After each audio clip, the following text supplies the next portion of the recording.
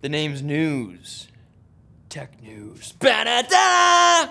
Anyways, anti-cheat software is kind of like the inkjet printer, a necessary evil that doesn't work all that well. So I'm not expecting you to be thrilled when I tell you that Denuvo has made its way into the Nintendo Switch ecosystem.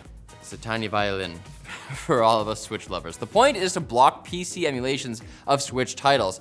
And when you think about it, it's a pretty on-brand move for Nintendo, which has a reputation of being protective of its IP to the point of pissing off its own devoted fan base. And that doesn't even get into the problems with Denuvo itself, which is already notorious for causing poor performance and other technical issues on legally obtained PC games. Fingers crossed it won't turn your island in Animal Crossing into some kind of corporate police state.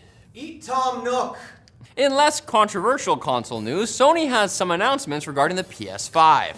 The first is a new controller called the DualSense Edge, which honestly sounds like one of those gimmicky 10-blade razors from a Gillette commercial, but it should actually be more useful than a lubricating strip, as the controller allows for customizable button mapping and stick sensitivity. You'll also be able to swap stick caps and other parts, making it a bit more like the Xbox Elite controller. The other announcement is a release time frame for the previously revealed PSVR 2 headset, early 2023.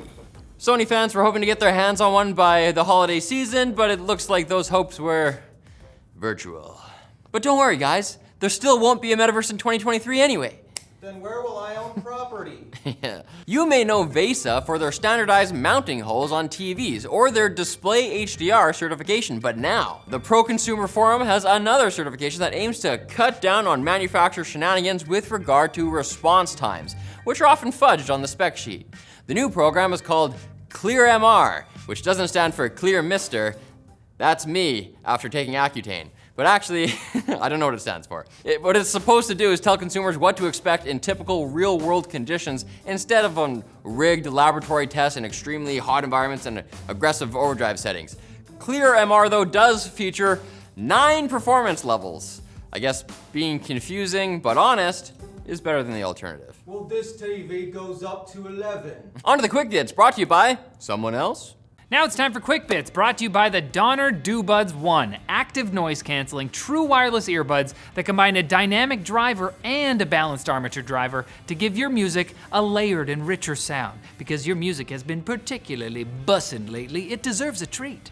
With noise canceling up to -30 decibels, you'll feel immersed in your music and be able to stay focused on the important stuff. Plus, there's 5 different sizes of ear tips to make sure you get that perfect fit for your unique ear holes. They are so special.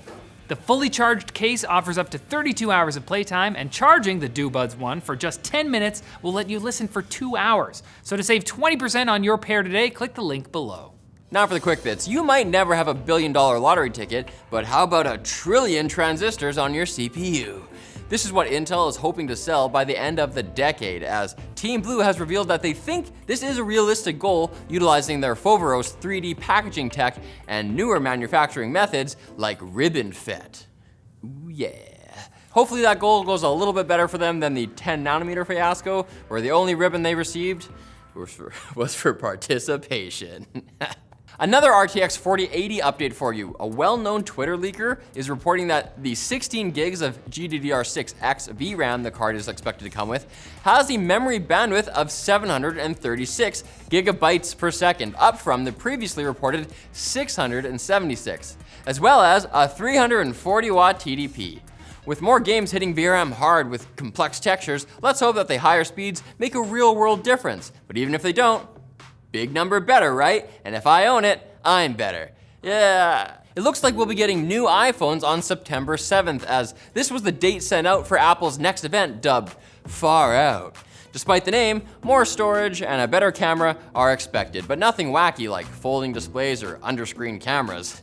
Apple leaves those abominations for the Android Philistines. Heads up if you're using Plex. There was a recent security breach in which a hacker got hold of user emails, usernames, and passwords. Did you get an email this morning from Plex? I changed my password, and you should too. Even Troy Hunt, the guy behind Have I Been Pwned, he got pwned. So turn on 2-factor and change your password if you haven't already.